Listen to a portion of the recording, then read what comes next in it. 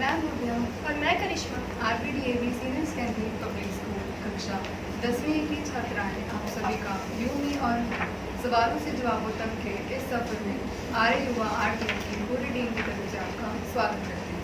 जैसा कि हम देखते हैं आजकल क्राइम रेट काफ़ी बढ़ चुके हैं और इन दिनों तो बच्चे भी क्राइम्स का शिकार होते जा रहे हैं। साथ ही साथ हम ये भी देखते हैं कि लोगों का कानून पर से भरोसा उठता जा रहा है। पर हालांकि सरकार ने काफ़ी सारे लॉ बनाए हैं लोगों की सुरक्षा और सुविधा के लिए, पर कमाल की बात है कि लोगों को इन लॉज के बारे में कुछ पता ही नहीं। तो आइए एक साक्षात्कार के जरिए इसी मुद्दे पर चर्चा करेंगे, जिसके लिए आज हमारे साथ यहाँ उपस्थित हैं एडवोकेट अमनदीप सिंह, जिन्होंने अपने जीवन के कुछ वर्ष इसी फील्ड को समर्पित किए। सर, हमें पहली बार मौका मिला है कि हम एक एडवोकेट से मुलाकात कर सकें। लॉ और लॉयर हमारी ज़िंदगी में आमतौर पर यूज़ किए जाने वाले शब्द हैं। सर, हम आपसे जानना चाहते हैं कि लॉ और लॉयर असल में होता क्या है। इंटरेस्टिंग क्वेश्चन है। पहले मैं आपसे ये पूछना चाहूँगा, जो इतनी स्ट्रेंथ है बच्चों की, do you guys know what is law, what is the definition of law, और in simple language what is called law?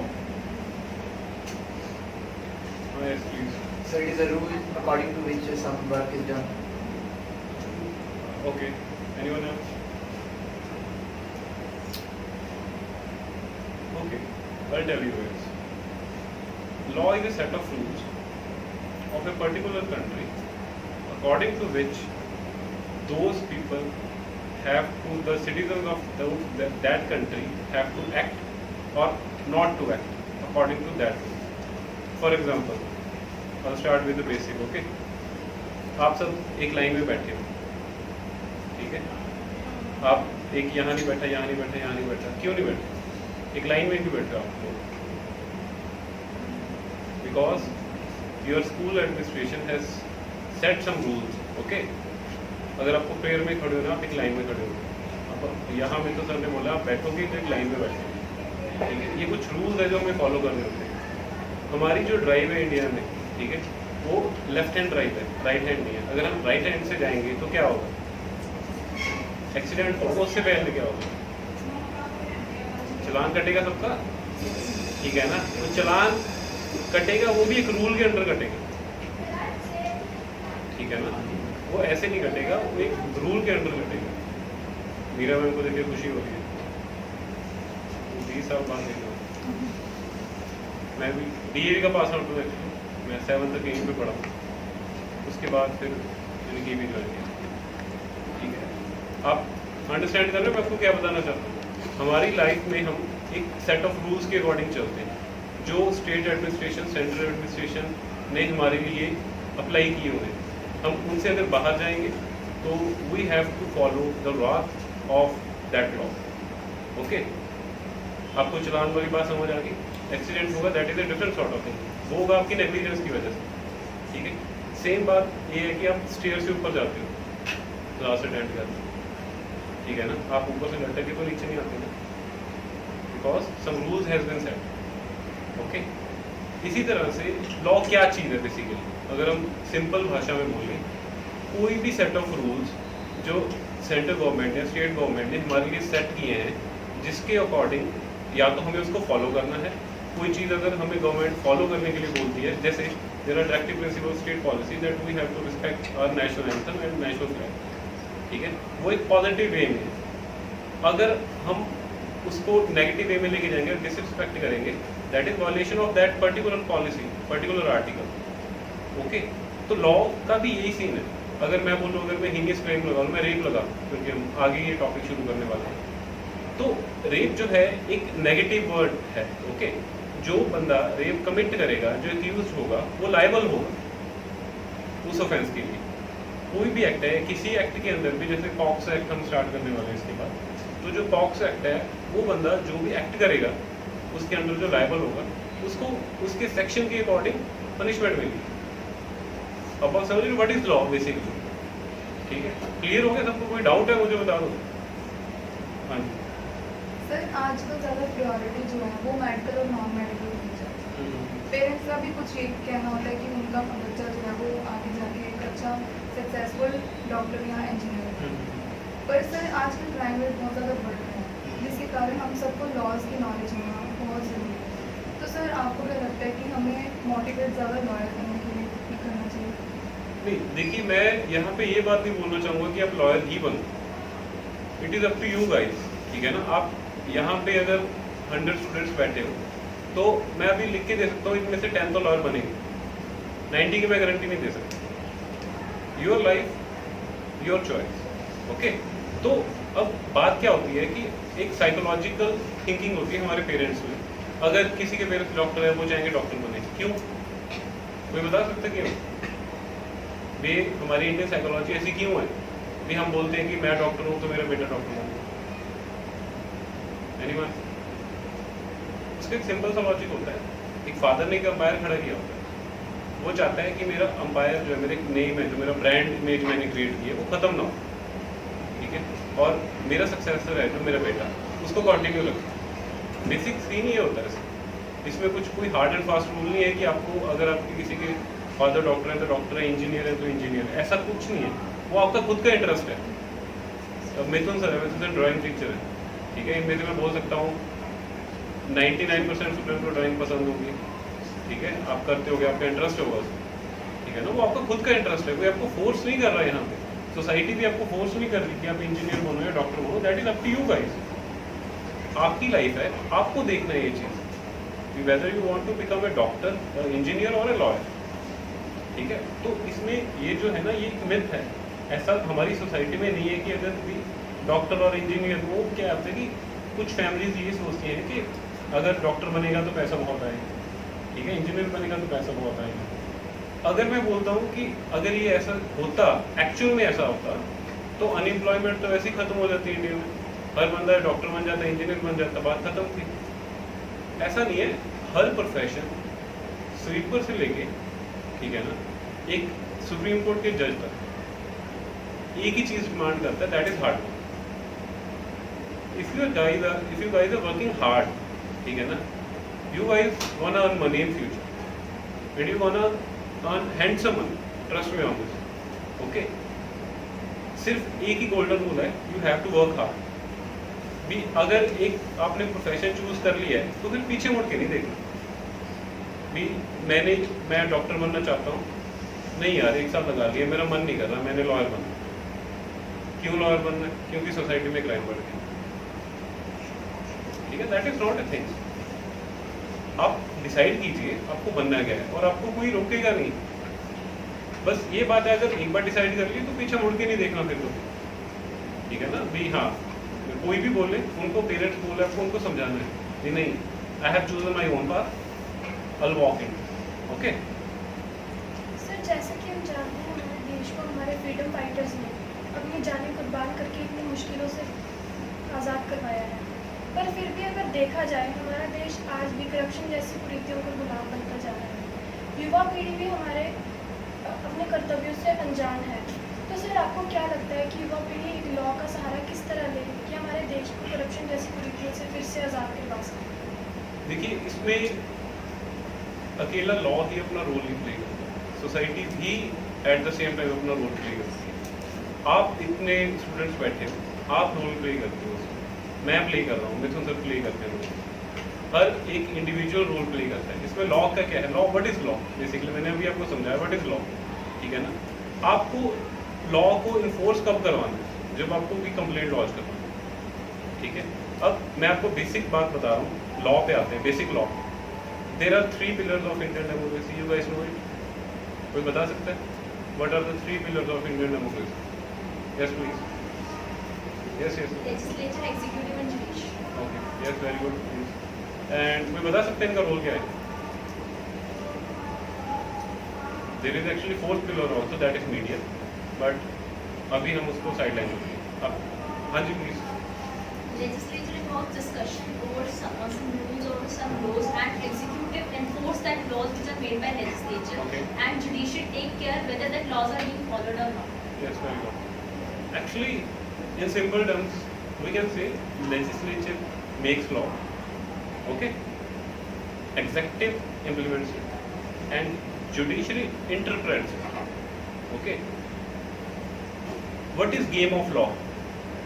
अगर आपको कोई भी, अगर मैं यहाँ पे बेर एक्ट उठा लूँ अपना लॉ का, ठीक है, मैं अगर एक भी सेक्शन पढ़ना शुरू कर दूँ किसी को समझ नहीं आएगा, क्योंकि law has its own language, you have to understand that. और हमारे प्रोफेशन में क्या होता है, you have to interpret law.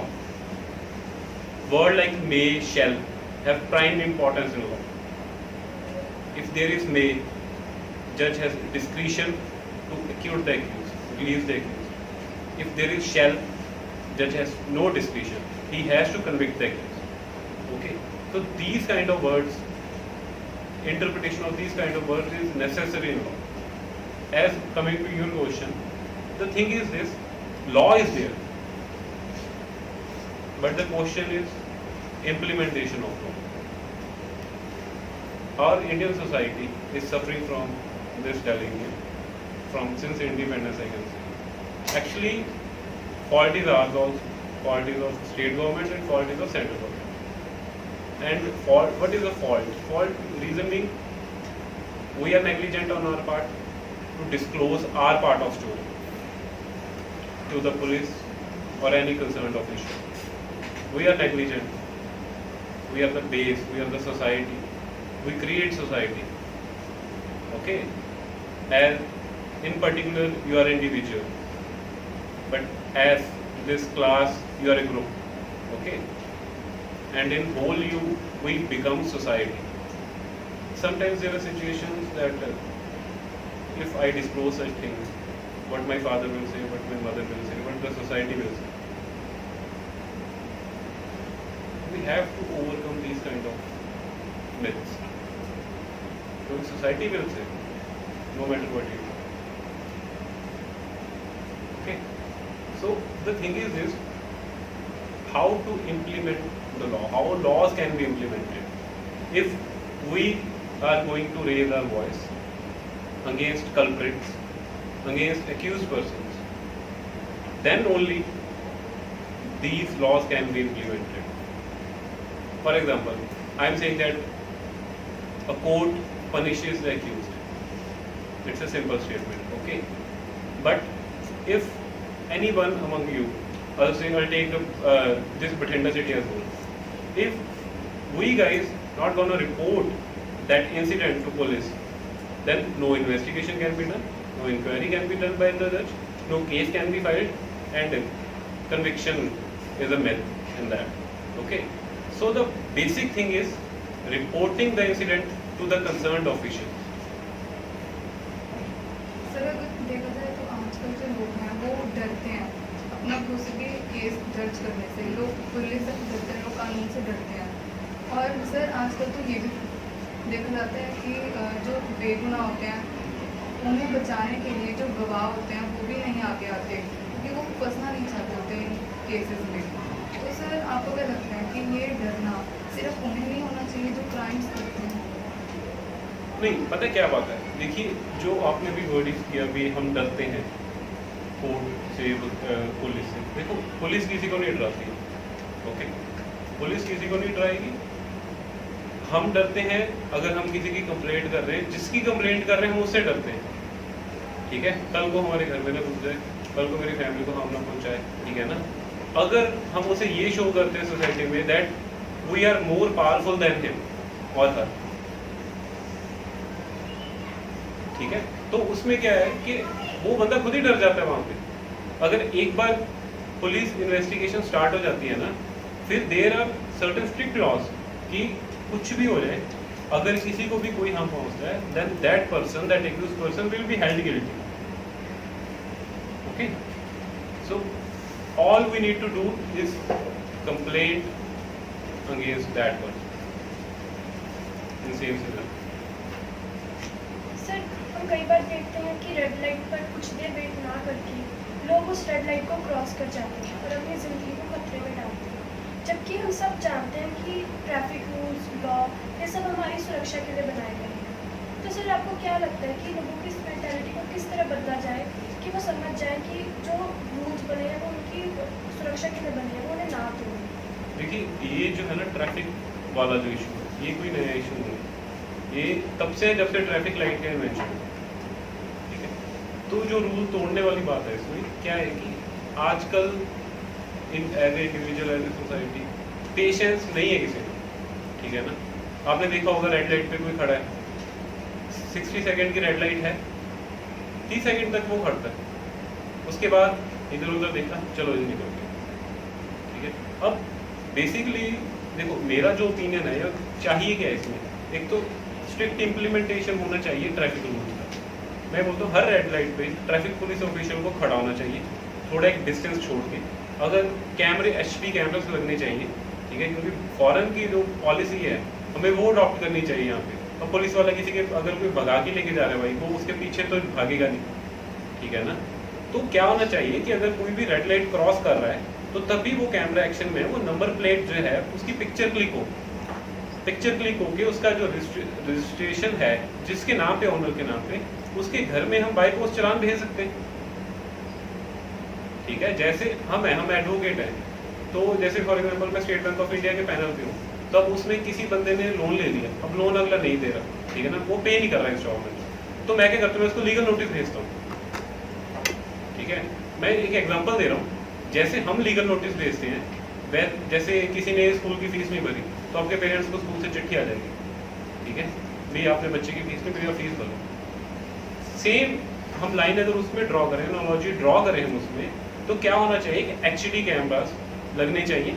एक जैसे चंडीगढ़ में है ये चीज़, आपकी पिक्चर क्लिक होती है नंबर प्लेट की, जो ओनर है उसके घर पे चालान पहुँच जाता है, ठीक है। और इसमें क्या है कि जैसे चंडीगढ़ ने तो ये फॉलो करना शुरू कर दिया है फॉरेन पॉलिसी थी कि अगर आप पहली बार क्रॉस करते हो तो आपके लाइसेंस में एक पंच होगा, then second time second, third time जब होगा पंच हो गया आपका लाइसेंस कैंसिल हो गया, तो आपको लाइसेंस अपना दोबारा से बनाना होगा।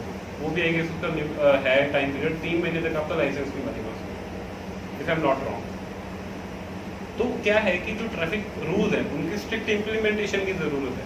ये इम्प्लीमेंटेशन हम नहीं कर सकते एज ए सोसाइटी, हम ट्रैफिक लाइट पे खड़े नहीं हो सकते जाके, ये जिनकी ड्यूटी है ये उन्हीं को देखना है। हम उनको सिर्फ हम क्या कर सकते हैं, हम एक रिटर्न एप्लीकेशन दे सकते हैं, DC को लिख के दे सकते हैं, ट्रैफिक इंचार्ज बठिंडा को लिख के दे सकते हैं भी ये सीन है, ये लाइटें हैं जहाँ पे लोग, अब आप देख लीजिए बस स्टैंड वाली जो लाइट है उससे आगे एक स्टेट बैंक ऑफ इंडिया की लाइट है, वो तो कोई देखते नहीं है, कोई भी नहीं देखता, हर बंदा उसको क्रॉस करता है, ठीक है ना। तो ये चीज़ें हम ये नहीं बोल सकते कि ये पर्टिकुलर है यहाँ पे, ठीक है ना, बठिंडा सिटी में रेड लाइट क्रॉस कर रहे हैं, ये कर रहे हैं, नहीं, हम एक पर्टिकुलर पहले बताना होगा ये वाली रेड लाइट है, यहाँ पे कोई देखते नहीं है।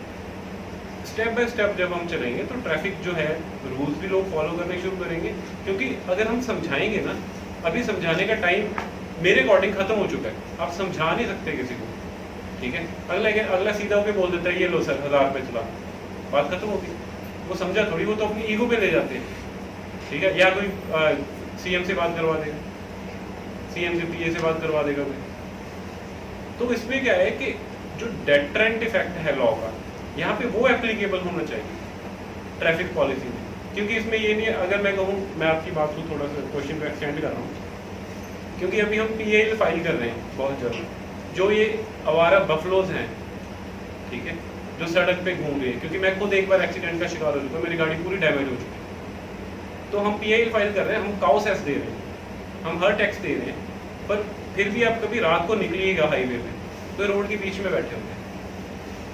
मैंने अपनी आंखों से एक्सीडेंट देखा हुआ है, एक गाड़ी मेरे आगे थी, वो उसने ऐसे कट मार लिया बफलो को देख के, अब मुझे क्या देखेगा, मेरी गाड़ी सी पे उसको हिट कर दी, गाड़ी खत्म हो गई सी पे। वो ये है, हम इस पे PAL फाइल कर रहे हैं कि देखिए आप गवर्नमेंट, आप सेस ले रहे हो, सब कुछ कर रहे हो, आप एक सेपरेट सेक्ट क्यों नहीं प्रोवाइड कर रहे हैं इनको। गवर्नमेंट के पास इतना लैंड है, जैसे हमारी वाइल्ड सेंचुरीज होती हैं, सब कुछ होता है, तो हम इनका भी तो एक एरिया बना सकते हैं। क्या गवर्नमेंट इनको कुछ खाने के लिए नहीं दे सकते? गवर्नमेंट के पास इतना पैसा नहीं है, हम सिर्फ इतने डिमांड कर रहे हैं, हमारा जो हम काउ सेस दे रहे हैं एटलीस्ट वो यूटिलाइज तो हो, ठीक है। तो ये दिक्कत है ट्रैफिक वाली, सिर्फ रेड लाइट वाली दिक्कत नहीं है, इस टाइम ये भी बहुत बड़ी समस्या है यहाँ पर। हाँ जी सर, फिर भी जैसे आपने कहा कि स्ट्रिक्ट इम्प्लीमेंटेशन होनी चाहिए, फिर भी आजकल जितने भी क्राइम होते हैं उसमें जो क्राइम करने वाला होता है उसे सज़ा कई बार नहीं मिलती, वो पैसे देकर छूट जाता है। इवन कि ट्रैफिक लाइट्स पे भी ऐसा ही होता है, अगर पुलिस पकड़ भी लेती है तो पैसे देकर छूट जाता है। कई बार तो ऐसा भी होता है जो केस चल रहा होता है जिसने क्राइम किया उसके ऊपर, तो वो बेल लेकर छूट जाता है और केस कई बार इतना लंबा चलता है कि वो अपनी कितने भी क्राइम्स करता जाता है, उनके पर्दे डालते जाता है, यहाँ तक कि जज को भी खरीदा जाता है। तो सर ऐसा क्यों होता है, इसका कारण क्या है, क्यों इसको रोका कैसे जा सकता है? देखिए, ये जो आपका क्वेश्चन है ना, पहले तो मैं ट्रैफिक लाइट वाले क्वेश्चन का आंसर देना चाहूँगा। देखिए, ट्रैफिक लाइट वाला का अब अगर कोई बंदा तो 100 रुपये दे के छूट रहा है, 200 रुपये दे के छूट रहा है, तो आप क्या कर सकते हैं, जैसे आपने ऑनलाइन वीडियो भी देखे होंगे, आप सिंपल उसका नाम और एक बेल्ट होती है उसके नंबर लिखा हो सामने, आपको सिंपल वो नोट करना है। अगर कोई भी ऐसा काम कर रहा है, ठीक है ना, वो नोट करना है, सिंपल कंप्लेंट करनी है कि ये बंदे ने ऐसे करके इसे 200 रुपया करप्शन लेके छोड़ दिया, ये करप्ट ऑफिशियल। ओके, ये कंप्लेंट हमको करनी है। फॉर एग्जांपल मैं अभी आपको बात बता रहा हूँ, मैं यहाँ पे बैठा हूँ, आपको पता है मैं क्यों बैठा हूँ? कोई बता सकते हैं मैं क्यों बैठा हूँ? हम बातें कर रहे हैं, क्यों कर रहे हैं? मैं बताता हूँ। मैं इसलिए नहीं आया यहाँ पे कि मैं जो आप पर्टिकुलर भी इन काउंट में आप चाहे 50 हो 60 हो, मैं आप 60 के लिए नहीं आया यहाँ पे। मैं इसलिए आया हूँ यहाँ पे कि आप 60 जो हो, आप अपने जब अपने घर पे जाओगे, बात शेयर करोगे, अपने भाई बहन से बात शेयर करोगे, ये जो नॉलेज है मल्टीप्लाई करोगे, ठीक है ना। ये चीज़ यहाँ पे खत्म नहीं होनी चाहिए। अगर ये चीज़ यहीं पे खत्म होगी तो बस वही सीन है, भी इसका इम्पैक्ट भी जीरो हो जाएगा, कोई वैल्यू नहीं है इस चीज़, ठीक है। और रही बात आपकी वो जो आपने क्वेश्चन पूछा था मुझसे कि जजेस जो होते हैं पैसे लेके, देखिए हमारे प्रोफेशन की बात है तो मैं इस पर कमेंटरी कुछ भी करना चाहूँगा, बट बात ये है, no doubt there are some जजेस जो ये काम करते हैं। मैं इसको झुटलाऊंगा नहीं, क्योंकि जो मैंने सुना है वो मैं बता रहा हूँ, मैंने देखा नहीं, ठीक है। जो मैंने सुना है अपने प्रोफेशन 8 साल के करियर में, उसमें ये होता है, ठीक है। बट उसमें जो आपने कहा कि छूट जाते हैं कि देखिए वो जो है ना, हर केस जो होता है वो अपने सर्कमस्टांसेस से गवर्न होता है, ठीक है। अगर कोई भी आपका पेरेंट्स फॉर एग्जांपल मेरे पास आता है, बोलते हैं ये केस है, फोन पे मुझे बोलता है कर दो, ठीक है, दैट इज नॉट पॉसिबल। अब क्यों पॉसिबल नहीं है वो? हर केस के फैक्ट डिफरेंट होते हैं। आपने एफआईआर नहीं देखी होगी कभी, बट जब आप एफआईआर कभी पढ़ोगे उसमें स्टोरी नरेशन होता है, ठीक है। हर केस की स्टोरी डिफरेंट होती है, हर केस के स्ट्रॉन्ग पॉइंट्स होते हैं, हर केस के वीक पॉइंट्स होते हैं, ठीक है। तो अब आप ये देखिए कि लॉयर एक साइड पे नहीं कभी होता, प्रोसिक्यूशन का भी लॉयर होता है, डिफेंस का भी लॉयर होता है। प्रोसिक्यूशन की ड्यूटी है अपने केस को स्ट्रॉन्ग करना, क्योंकि जो केसेस प्रूव होते हैं वो चेन ऑफ सर्कमस्टांसेस होती है, जो थ्योरी है चेन ऑफ सर्कमस्टांसेस। प्रोसिक्यूशन है वो चेन कंप्लीट करनी होती है सर्कमस्टांसेस के अकॉर्डिंग। What are circumstances? Circumstances are story of that case, story plus the evidences the police has collected, okay. उसने वो चेन कंप्लीट करनी होती है। और डिफेंस का क्या काम होता है? वो चेन की जो कड़ियाँ होती है ना, वो तोड़नी होती है। फॉर एग्जाम्पल मैं कहूँ कि एक उसने 10 फैक्ट बता दिए, एक चेन 10 फैक्ट की चेन कंप्लीट होगी।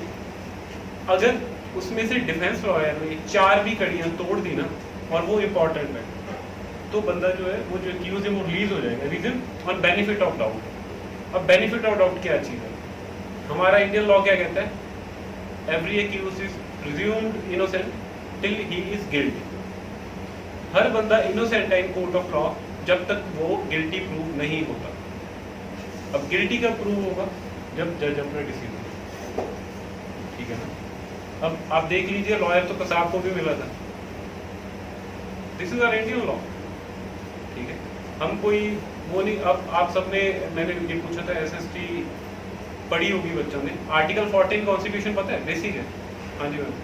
Article 14 gives us first fundamental right, that is right to equality. Okay. And can you elaborate it? Right to equality have its own 5 provisions. That is, first of all, it removes untouchability, and then right to in public employment. Everyone has right without any discrimination, and then public places as well. Next slide. Okay. Please. What is right to equality? Right to equality in terms of everyone. Everyone means who is everyone?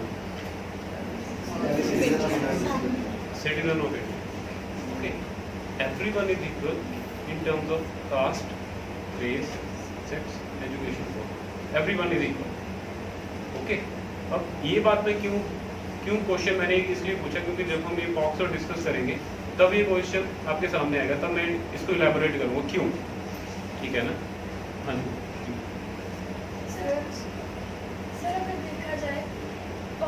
सुरक्षा के लिए काफ़ी सारे law और कानून सरकार ने बनाए हैं, पर फिर भी हमारे जो क्राइम रेट है इसमें ज़्यादातर विक्टिम इक्वालिटी होती है। यहाँ तक कि छोटी छोटी बच्चियाँ 7-7, 8-8 साल की बच्चियाँ भी रेप विक्टिम बनती जा रही हैं। सर, इसका कारण क्या है कि इतने सारे सुरक्षा के लिए लॉ होने के बावजूद भी एक औरत आज भी रेप विक्टिम बनती है?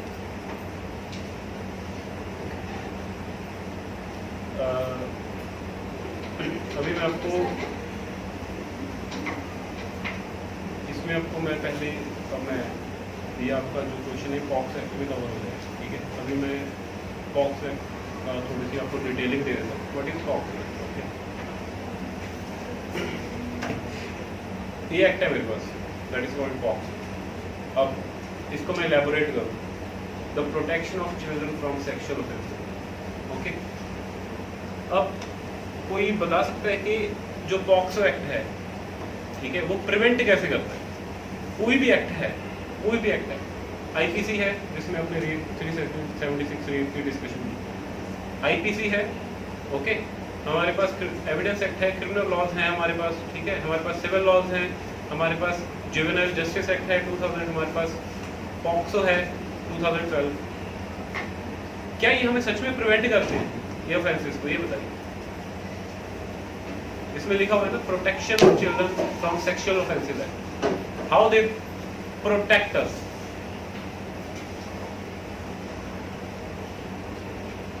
मैं बताता हूँ। एक्चुअली अगर हम डायरेक्टली चले on the face of it, these laws does not protect us. How? ये एप्लीकेबल तभी होंगे जब एक्ट हो जाएगा, ठीक है। जब एक्ट हो जाएगा, जब बच्चे के साथ कोई सेक्सुअल असॉल्ट हो जाएगा, जब एक लेडी के साथ रेप हो जाएगा, तभी एक्ट एप्लीकेबल होंगे, ये सेक्शन इसके एप्लीकेबल होंगे, otherwise these are not applicable. Actually directly ये एक्ट जो है हमें प्रिवेंट नहीं कर रहे, ठीक है। अगर ये बुक है मेरे पास पॉक्सो की, ठीक है ना, मैं कहूँ ये प्रिवेंट कर रही है, नहीं कर रही है, ठीक है। साथ वाले घर में कोई बच्चे के साथ सेक्सुअल असॉल्ट कर रहा है, मेरे हाथ में पॉक्सो है, क्या बच्चा प्रिवेंट हो जाएगा? नहीं होगा।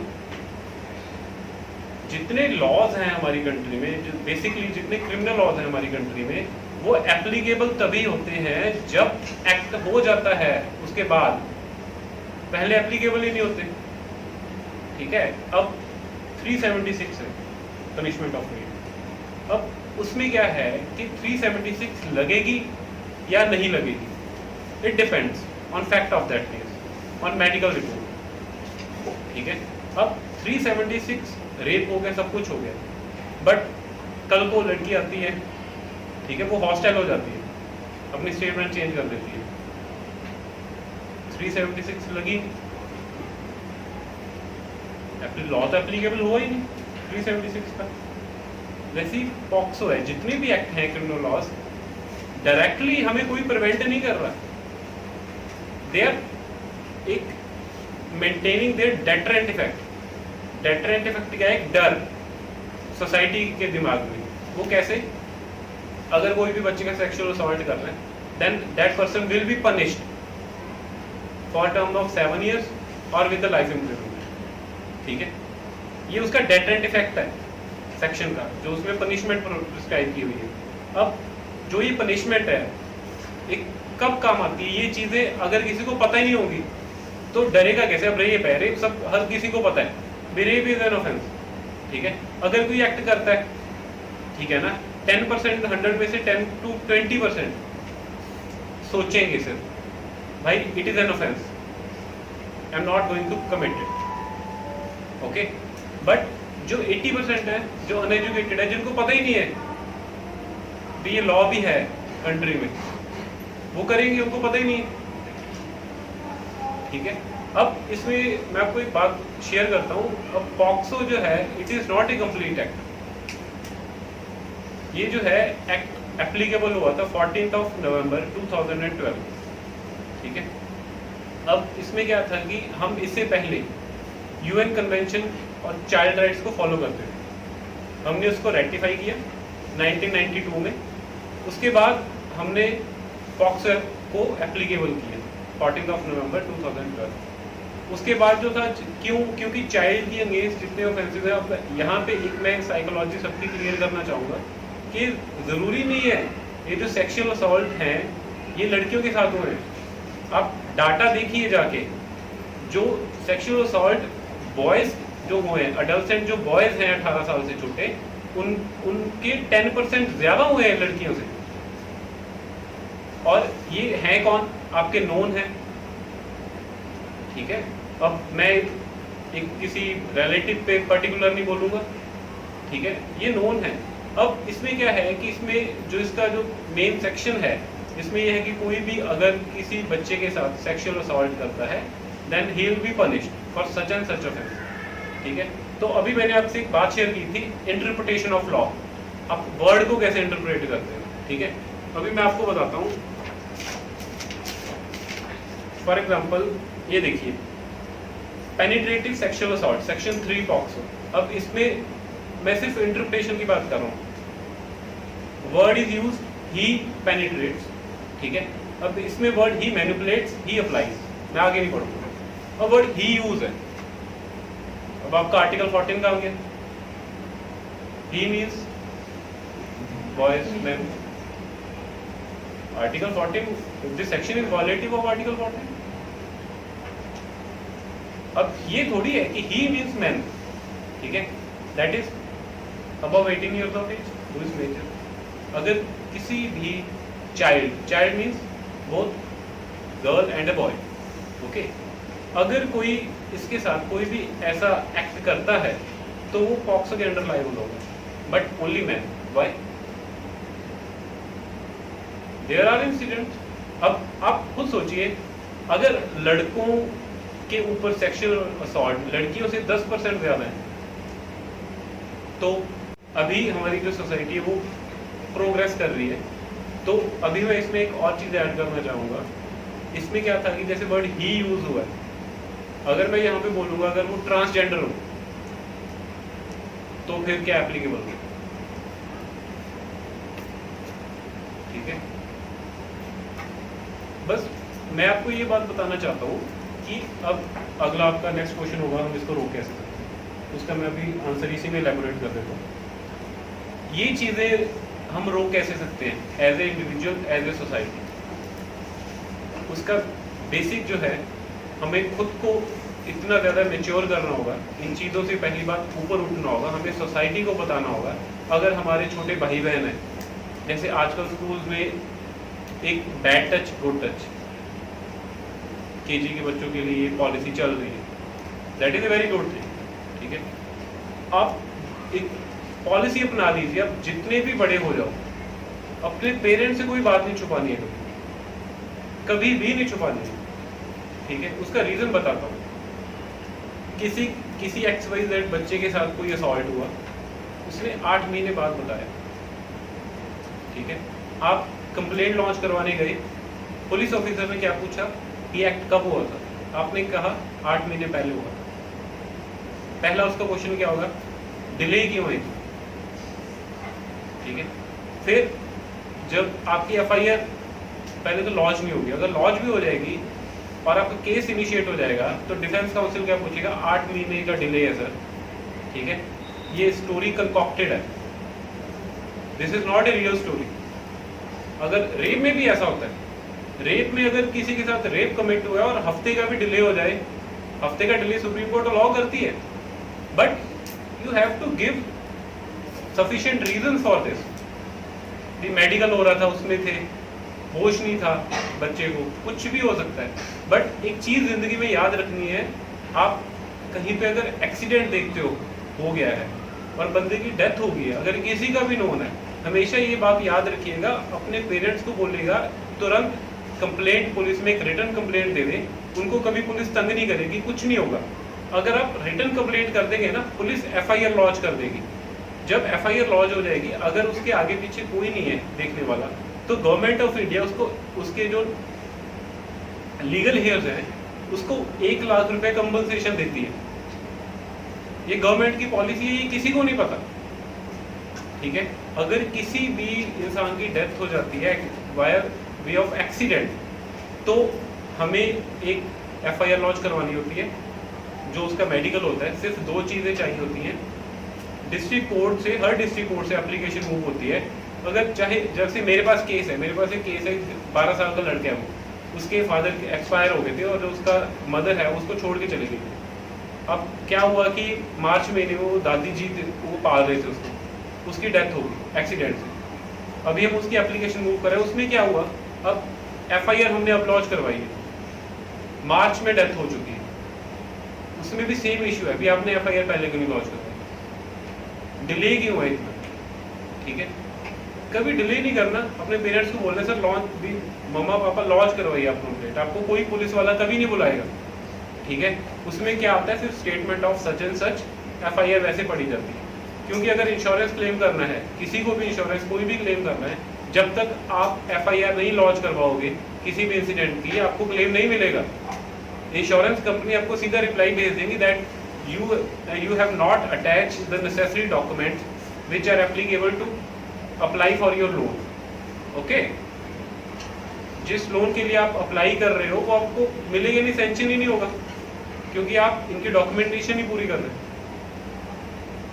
ये गवर्नमेंट की पॉलिसी में बीच में इसलिए बता रहा हूँ क्योंकि जैसे जैसे आपके जो क्वेश्चन है, जब मुझे बात याद आ रही है, क्योंकि कई बार ऐसी चीज़ होती है जो हमारी सोसाइटी के इंटरेस्ट के लिए होती है, हो सकता है मैं भूल जाऊँ, इसलिए I am sorry, my apologies कि मैं बीच में ये स्टार्ट कर रहा हूँ, बट कुछ गवर्नमेंट की पॉलिसीज है जो मैं आपसे शेयर करना चाहता हूँ। नेक्स्ट जो पॉलिसी है, फ्री लीगल एड सर्विसेज है ऑल ओवर इंडिया में। मैं खुद गवर्नमेंट ऑफ इंडिया के पैनल पे हूँ फ्री लीगल एड के, तो वहाँ पे गवर्नमेंट जो है फ्री लीगल एड जो है गवर्नमेंट की एडवोकेट की प्रोवाइड की जाती है। कोई भी लेडी है उसको फ्री ऑफ कॉस्ट है, कोई भी इंसान जनरल कैटेगरी का जिसकी एनुअल इनकम 3 लाख से कम है, उसके बाद SC/ST कैटेगरी के जितने लोग हैं सबको फ्री एडवोकेट की सर्विसेज प्रोवाइड की जाती है डिस्ट्रिक्ट कोर्ट, हर डिस्ट्रिक्ट कोर्ट में। वहाँ पे क्या है, आपको कंसल्ट करना है, आप कंसल्ट कर सकते हो फ्री ऑफ कॉस्ट। आपको केस कंटेस्ट करने के लिए एडवोकेट चाहिए, आप फॉर्म भर दीजिए, वहाँ पे आके आधार कार्ड उसका एक कंपलसरी है, दैट्स इट, और कुछ नहीं चाहिए, आपको एडवोकेट मिल जाएगा। केस फाइलिंग से लेके केस की जजमेंट की कॉपी तक आप फ्री ऑफ कॉस्ट करोगे, आपको कुछ नहीं पे करना एडवोकेट को, एडवोकेट को गवर्नमेंट ऑफ इंडिया पे करती है। ठीक है, ये किसी को नहीं पता। हम सेमिनार्स लगाते हैं इस टॉपिक पे, हम गाँव में जाते हैं, सेमिनार्स लगाते हैं, वहाँ पे हम लोगों को बताते हैं। अभी आप देखिएगा कि जितने लोग अभी प्राइवेटली एडवोकेट नहीं हायर कर रहे, और ये नहीं होते कंसेप्ट माइंड में नहीं रखना ये कि फ्री का एडवोकेट है क्या करेगा। हमारी भी इंटरव्यू होती है जजेस के पैनल से, हमारा भी एक पैनल है, हमें तब जजेस की इंटरव्यू के अकॉर्डिंग सेलेक्ट किया जाता है। ये ऐसे नहीं होता क्योंकि हम गाँव में जाते हैं, वहाँ पे एक साइकोलॉजी होती है कि यार ये फ्री का लॉयर है, ये क्या करेगा। ठीक है, ऐसा कुछ नहीं है। आप ये चीज़ शेयर कर सकते हो, अपने फ्रेंड से शेयर कर सकते हो। अगर किसी को भी लीगल एडवाइस से लेके कोई भी केस फाइल करना है, किसी केस में अपीयर होना है, या कुछ भी लीगल कंसल्टेंसी हेल्प चाहिए, तो आप एरिया सेंटर जो डिस्ट्रिक्ट कोर्ट बठिंडा में, आप वहाँ पे अप्रोच कर सकते हो। आपकी 110% हेल्प की जाएगी, वो भी फ्री ऑफ कॉस्ट। ओके, हाँ जी सर, अगर लड़की इसकी विक्टिम हो तो उसे क्या प्रोसीजर जो है वो फॉलो करना चाहिए ताकि वो इस केस से बाहर निकल सके? देखिए, यहाँ पे जैसे मैंने अभी आपको एक्ट का फ्लॉ बताया, तो यहाँ पे हम सिर्फ लड़कों पे या लड़कियों पे नहीं करेंगे, हम एक विक्टिम वर्ड यूज़ करेंगे यहाँ पे। ठीक है, लड़की की बात नहीं है क्योंकि लड़के भी इन असॉल्ट के शिकार हैं यहाँ पे।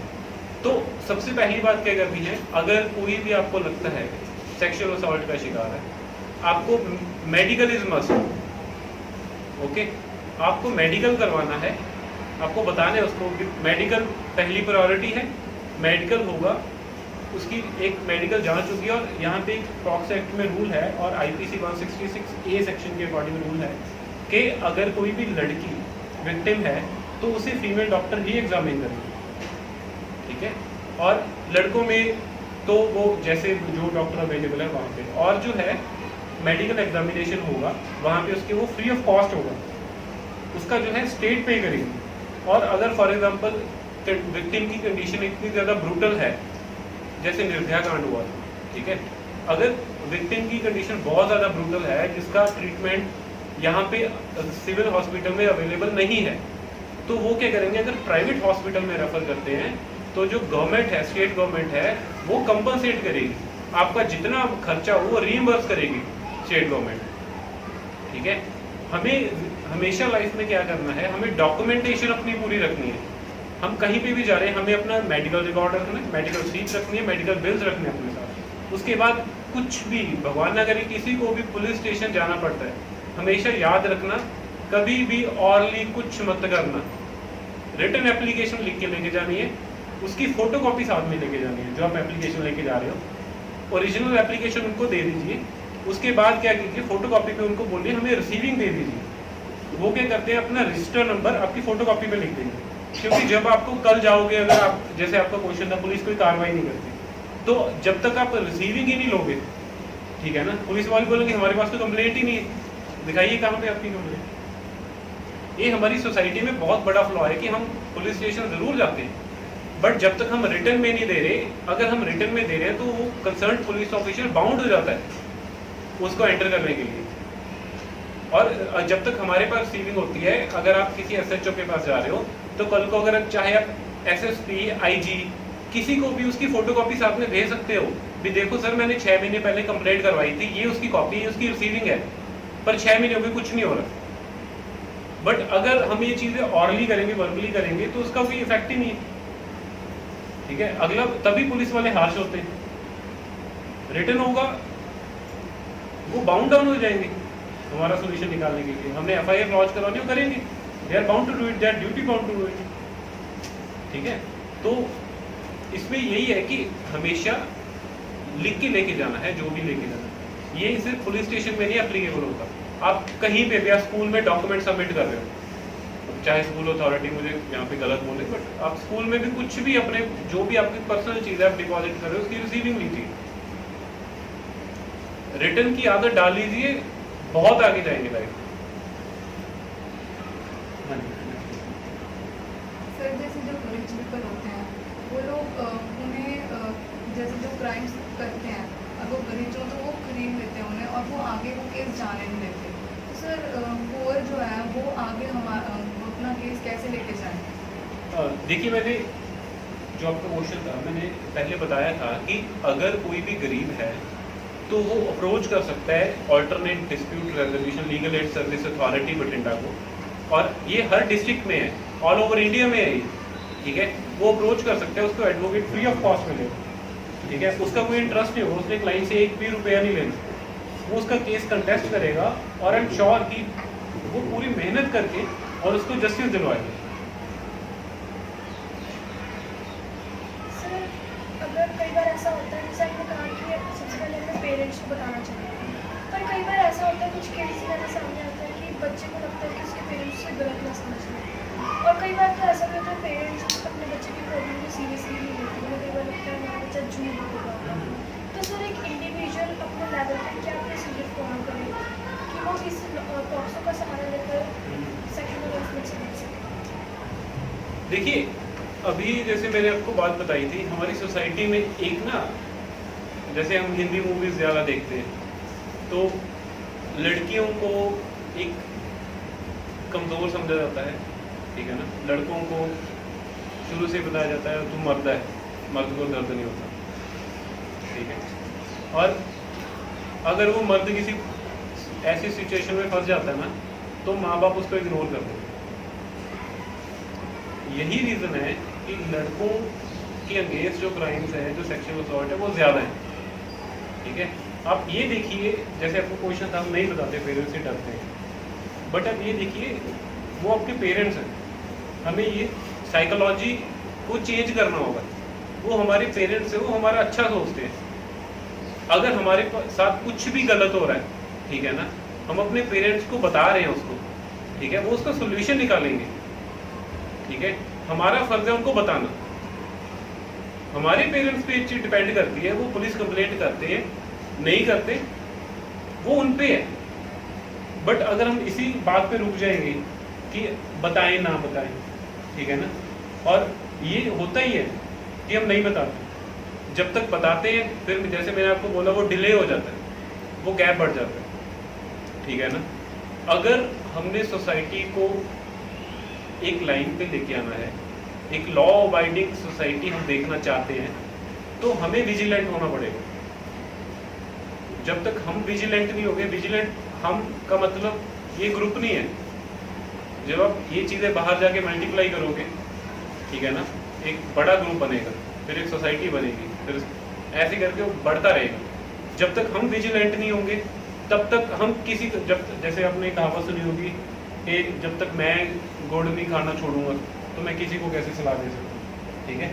हम पुलिस ऑफिशियल्स जुडिशियल सिस्टम में तभी कमी निकाल सकते हैं जब हम विजिलेंट हैं, ठीक है। अगर हमने डिले कर दिया बताने में पेरेंट्स को, ठीक है, और बाद में हम बोले कि मुझे जस्टिस नहीं मिला, और ऐसा नहीं होता, मैं बता रहा हूँ आपको, justice is delayed but not denied, remember this thing, ठीक है।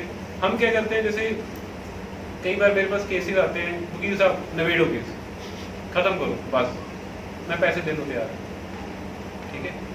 पेशेंस नहीं है सोसाइटी में, ठीक है। वो बंदे को जस्टिस 100% मिल जाती, मैं जैसे एग्जांपल दे रहा हूँ आपको, उस बंदे को जस्टिस 100% मिल जाती अगर वो पेशेंस रखता, इंडियन जुडिशरी में ट्रस्ट रखता, ठीक है। हमारे कोर्ट्स में क्या है, एक डिले है, नो डाउट। अब डिले आप ये देखिए सिर्फ आपके केस में नहीं है, इतने लैक्स ऑफ केसेस पेंडिंग पड़े हैं कोर्ट्स में, ठीक है। डिले उस वजह से है, ये कोई ये नहीं हमारे साथ, ये सबके साथ है डिले। बट अभी गवर्नमेंट जो जुडिशियल कोर्ट्स है उनकी पॉलिसी है, अगर आपका केस ज़्यादा डिले हो रहा है तो वो एक्शन प्लान में उसको मूव कर देते हैं। एक्शन प्लान में क्या होता है, हर हफ्ते उसकी प्रोसीडिंग होती है, अब ज़्यादा लंबी डेट नहीं डाल सकते, ठीक है। उसमें क्या होता है, जो उनके सीनियर्स होते हैं हाई कोर्ट से ऑर्डर आते हैं बेसिकली भी, इसके जो ये लिस्ट ऑफ केसेस है जो 2014 के हैं या 2015 के हैं, उनको एक्शन प्लान में लीजिए और इनको इतने टाइम में ख़त्म कीजिए, ठीक है। तो बात वही आ गई कि हमें इंडियन जुडिशियल सिस्टम में ट्रस्ट रखना ही होगा, ठीक है। आप खुद देखिए, मैं आपको समझा रहा हूँ कि आप विजिलेंट होना है, हमको कंप्लेंट्स करनी है, हमको सोसाइटी को सुधारना है। बट अगर हम कंप्लेंट करेंगे तो at the end of the day जाएगा तो वो सारी complaint in the shape of case court के पास ही जाएगा, at the end of the court के पास ही जाएगा ना, केस फाइल होगा। अगर हम तब हिम्मत छोड़ देंगे, ठीक है, जैसे आपने कहा कि वो बयान मुकर जाते हैं, ठीक है, वो ऐसा ही होता है, उनका पेशेंस लेवल 0 हो जाता है। वो कहते हैं सर हम कोर्ट नहीं आ सकते, खत्म करो इसको, वो खुद ही बयान मुकर जाते हैं कई बार। तो एक पेशेंस, एक ट्रस्ट, एक विजिलेंस, इन 3 चीज़ों को याद रखिएगा, आप कभी भी लाइफ में मार, हमेशा एक्टिव रहिए, ठीक है।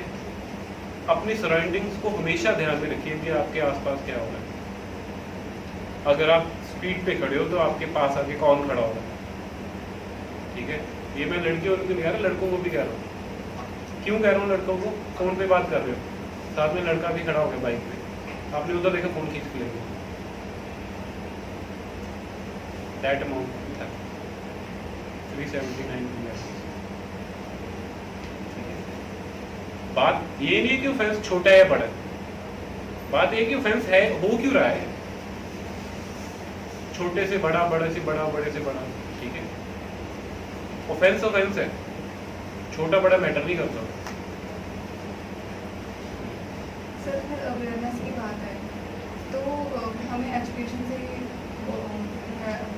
अवेयरनेस हमें मिल सकती है, पर सर आज PhD जो पर्सन है उससे भी बैंक के फॉर्म भरने में आते हैं। सर आज अगर आग लग गए तो सर आग लगने पर बच्चे जो हैं वो भागा रोड में मार देते हैं, जांच चाहते हैं, तो सर ये हमें पढ़ाया नहीं जाता।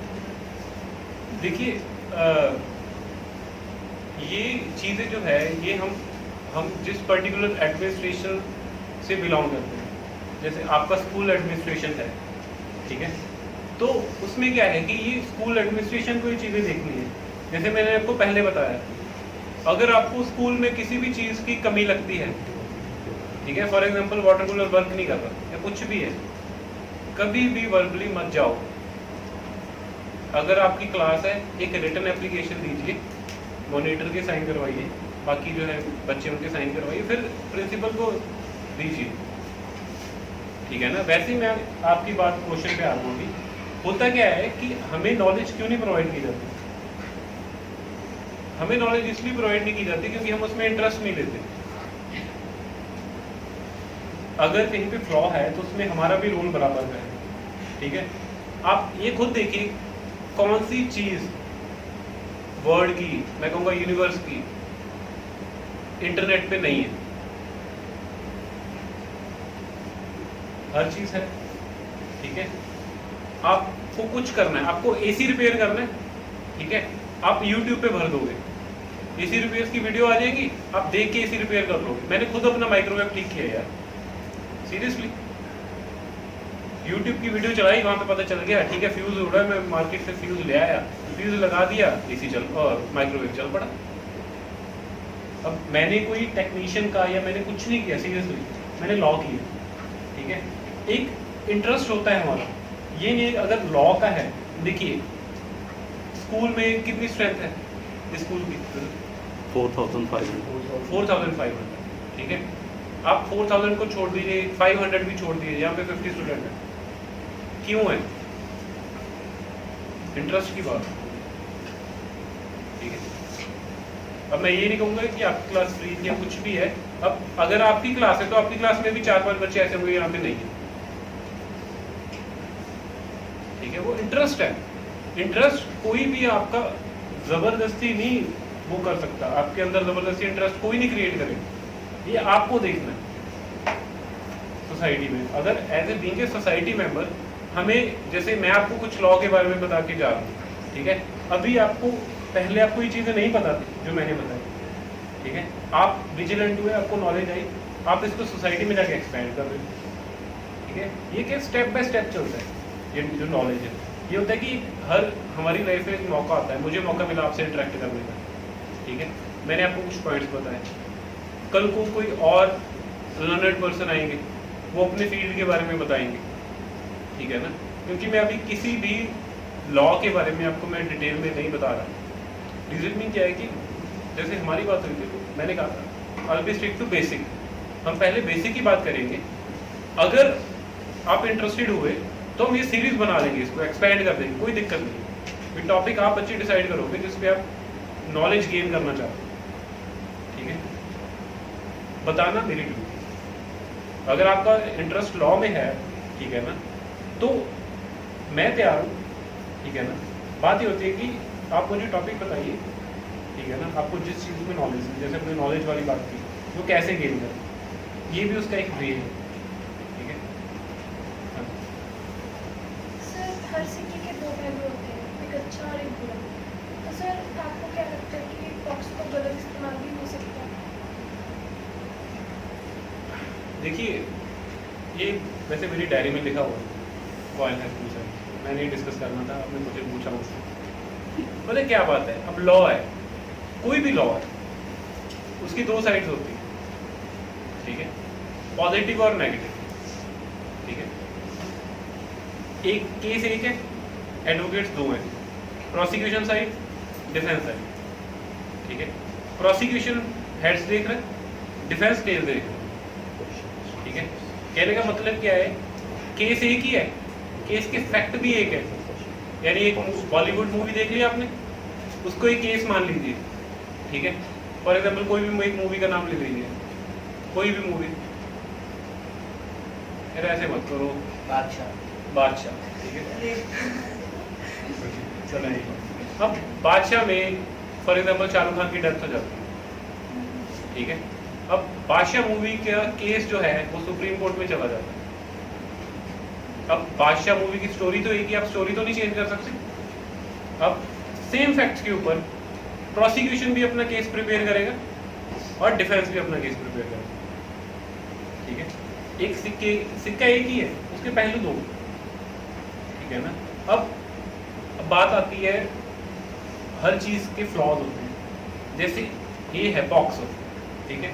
और पॉक्सो में क्या है, पॉक्सो में डेथ एंड पनिशमेंट प्रोवाइड की हुई है, 7 years to life imprisonment, ठीक है ना। ये इसकी पॉजिटिव थिंग है, ये एक साइड है पॉइंट की।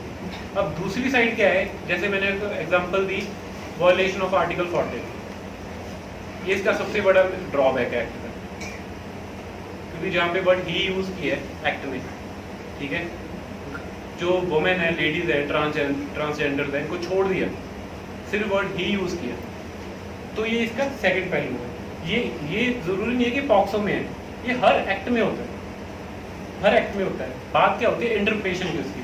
अगर मैं किसी को यहाँ पे ये सेक्शन पढ़ने के लिए बोल देता, ठीक है, आप सबको क्या समझाना था भी सर इसमें इतनी पनिशमेंट प्रिस्क्राइब है अगर ये एक्ट होता है, दैट्स इट, ठीक है। अब लास्ट लाइन क्या होती है सेक्शन की, ही will be punished for imprisonment of 5 years for example and fine, ठीक है, और both। इसमें क्या है कि imprisonment of 5 years, ठीक है, and fine means fine होगा उसको, या both means it depends on discretion of judge। Sir हम चाहते हैं कि आप हमें हमारे लिए कोई मैसेज दें जिससे कि हम अवेयर हो सके और युवा पीढ़ी को भी खत्म हो। देखिए मैं टीचर नहीं हूँ मिथुन सर की तरह, मैं लर्नर हूँ, सिंपल सी बात है। मैं आपको जो मेरा एक्सपीरियंस है मैं सिर्फ वही शेयर करने आया हूँ। मैं आपको सिर्फ इतनी बात बताना चाहूँगा जो मैंने मिथुन से ही सीखी, ठीक है। हमेशा लाइफ में विजिलेंट रहिए, अपनी सराउंडिंग्स को देखिए, कोई भी एक्ट हो रहा है उसको इग्नोर मत कीजिए प्लीज, कभी भी, चाहे किसी के साथ भी हो, इग्नोर मत कीजिए। इवन कि अगर कोई लड़की को देख के विसल मार रहा है उस पे भी लॉ है, ठीक है, आप समझ रहे हो। और लड़कों को भी मैं सेम बात बोलना चाहूंगा, बट सीटी वाली बात हम पे लगती नहीं है, बट बात ये है कि अगर कोई भी आपको ऐसा लग रहा है कि ये एक्ट हो रहा है, किसी के साथ गलत हो रहा है, ठीक है, तो हमने विजिलेंट रहना है। और लाइफ में पहली बात क्या होती है, फ्यूचर देखो सबका बनता है, ठीक है, फ्यूचर किसी का ये नहीं रुकता नहीं है, फ्यूचर सबका बनता है। But first of all try to be good human being.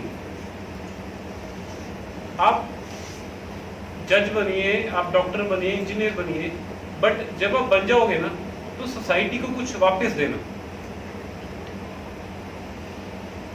ठीक है, क्योंकि जो आपको सोसाइटी दे रही है ना, कोशिश करना उससे ज्यादा दे पाओ। अगर आप डॉक्टर बन रहे हो ना तो कोशिश करना जो नीडी पर्सन है उनकी, जो कोई नहीं पैसा दे सकता, उनकी फ्री ऑफ कॉस्ट हेल्प करना, ठीक है। अगर आप इंजीनियर बन रहे हो तो आप अपने एंड से हेल्प कर सकते हो।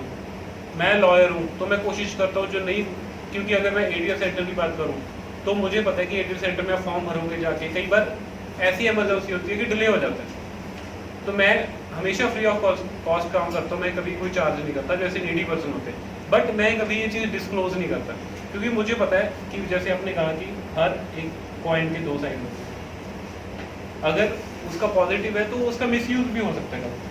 बस मेरी इतनी रिक्वेस्ट है, जो अगर मैं कहूँ आपसे, कि फ्यूचर देखिए पहले अपना, एक अच्छे इंसान बनिए, और जब आप अच्छे इंसान बन जाएंगे, कुछ बन जाएंगे लाइफ में, तो सोसाइटी को कुछ ना कुछ वापस दीजिए, दैट्स इट। और मैं थैंक यू करना चाहूँगा मिथुन सर का, जिन्होंने मुझे मौका दिया आपसे इंटरेक्ट करने का। बाकी आई होप नेक्स्ट टाइम फिर मिलेंगे। आपसे बात करके हमें बहुत अच्छा लगा। अपना कीमती वक्त हमें देने के लिए धन्यवाद। Thank you. आपसे हमें काफ़ी कुछ जानने को भी मिला। धन्यवाद। Thank you. तो अगली बार हम फिर मिलेंगे किसी नए शख्स के साथ और जानेंगे किसी नए विषय। तब तक के लिए यूं ही और हम की पूरी टीम की तरफ से आपका धन्यवाद। ओके, अब हम एक सेशन है बच्चों के साथ का। दरअसल इस सेशन में बच्चे आपसे अगर हाँ, कोई हाँ। सवाल पूछना चाहें प्लीज। हाँ जी। This question is actually completely related to judicial. Okay. Some months before, 4 judges came out in media and alleged that Chief Justice is not allocating the case according to discretion, not according to rules to different benches. To what extent it was correct to come out on media, or they should have solved that in the arena of Supreme Court? देखिए please sit down. Actually मैं इसमें बताना चाहूँगा, जैसे अभी मुझसे question पूछा गया था साइड्स ऑफ कॉइन्स, ठीक है। अब मीडिया सिर्फ वही एंगल देखेगा जो मीडिया देखना चाहता है, जो उस एक का दूसरा एंगल। आप ये देखिए कि केस मार्क करने के एक पर्टिकुलर गाइडलाइंस है, एक प्रोसीजर है, बेसिकली एक बायलॉज होते हैं, ठीक है, जिनके अकॉर्डिंग कोई अपनी मर्जी से कुछ नहीं कर सकता, ठीक है। अगर वो प्रोसीजर फॉलो करके कर रहे हैं और मीडिया ये कंसर्न उठा रहा है, तो मीडिया एक साइड देख रहा है, मीडिया ये नहीं देख रहा वो प्रोसीजर फॉलो करके वो मार्क कर रहा है, ओके। तो हर चीज़ का, हम यहाँ पे भी बैठे हैं, हर चीज़ का एक प्रोसीजर है, ठीक है। मैं आपको बैठ के आंसर दे रहा हूँ, यहाँ पे डाइस होता है, मैं खड़ा होकर देता हूँ, वो एक प्रोसीजर है आपसे इंटरेक्ट करने का। ओके, हाँ जी, एनीवन प्लीज। प्लीज अगर कोई क्वेश्चन सर। सर जो केसेस होते हैं वो डिले क्यों होते हैं? हाँ जी, जैसे मैंने आपको पहले बताया कि इंडियन जुडिशरी पे बहुत ज़्यादा बर्डन है ऑलरेडी। डिले नहीं होते हैं केस डिले नहीं होते हैं। बात क्या होती है, फॉर एग्जाम्पल हमारा एक पर्टिकुलर केस है, ठीक है, हम ये चाहते हैं वहाँ पे कि हमारा डिस्पोजल केस का जल्दी से जल्दी हो, ठीक है। हमारा डिस्पोजेबल के अगर डिस्पोजल नहीं हो रहा केस का, फॉर एग्जाम्पल हम एक अपना केस लिखता है खुद का, बट आप देखिए कि एक दिन में कोर्ट में 100 से 200 केस लगे होते हैं एक कोर्ट में, ठीक है। तो आप देखिएगा कि अगर आपका केस एक साल में विड्रॉ हो रहा है या डिसाइड हो रहा है, तो अगर आप फॉलो ऑन करेंगे तो कुछ केसेस ऐसे हैं जो 7-7, 8-8 साल चलेंगे, जो आपके साथ शुरू हुए थे। तो ये डिले नहीं है, एक्चुअली में साइकोलॉजी है हमारी सोसाइटी की, हमें सिर्फ अपना ही केस दिखता है। हम ये देखते हैं यार अच्छा तेरा 2 साल में डिसाइड हो गया, मेरा तो अभी तक कुछ हुआ नहीं, तेरा 6 महीने में डिसाइड हो गया, मेरा तो हुआ नहीं। अब उसका रीज़न क्या है? एक केस का होता है डिसीजन आना, एक केस होता है विड्रॉ करना। मैंने केस फाइल किया, मुझे उसको परस्यू नहीं करना, मैं 6 महीने बाद विड्रॉ कर लूँगा। इन सिंपल टर्म्स मेरा केस खत्म हो गया। अगर मैं आपको आगे बताऊंगा यार मेरा केस तो 6 महीने में खत्म हो गया था, तेरा तो ऐसे ही 2 साल चल रहा है।